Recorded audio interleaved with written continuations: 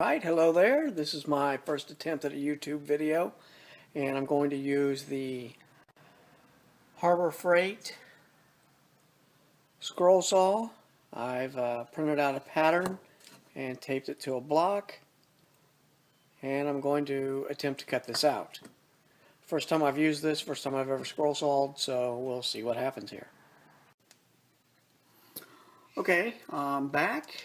I finished cutting out the pattern, and this is the piece I ended up with, which I'm pretty happy with.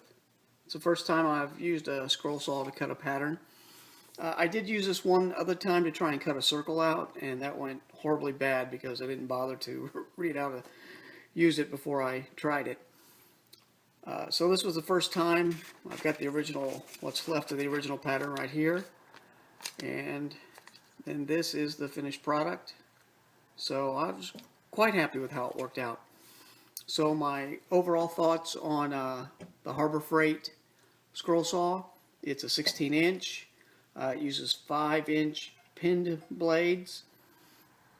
My likes are the cost. It was, I think, $67, and then I had a 20% coupon. I got this thing for under $55. It has a cast iron base, so it's like 23 pounds, but it sits really well. And I'm going to turn it on here.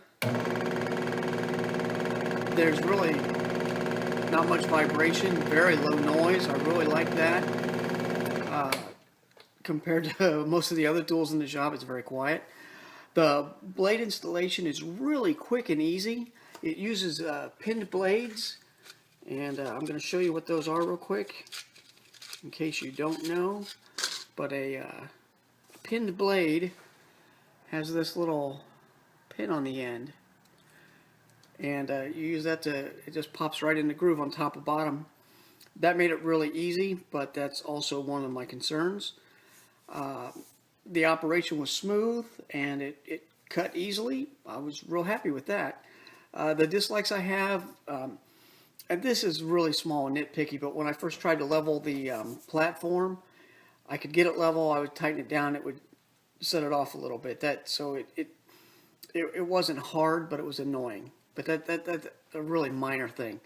The pin blades concern me a little bit because before I started cutting this, I drilled the holes for the eyes and for the nose. And if I get it a little closer, you can see that the eyes are pretty rough. The nose isn't even close to what it's supposed to be, because I drilled a 1/16 inch hole thinking that would work to get this through, and no, it took a 3/16 inch hole because of the pin.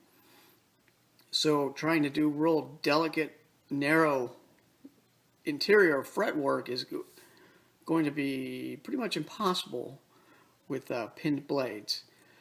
However, I think this has an adapter, and I think it came in the box. I'll have to go back and look, to where you can use straight blades, in which case you can use the spiral blade and whatever you want with it. The air, of course, doesn't work, but that's typical of most of them. It blows out such a minute amount that it doesn't do you any good. I was there every so often to clear it off. But overall, I have to say it's an awesome deal. I got this thing for between $50 and $70 for an introductory saw. I got no complaints with it. Like I said, I think it turned, for a first project, I think that turned out really well. I'm going to try and do some more, and I'll post those. But it's not a huge investment, and it did the job.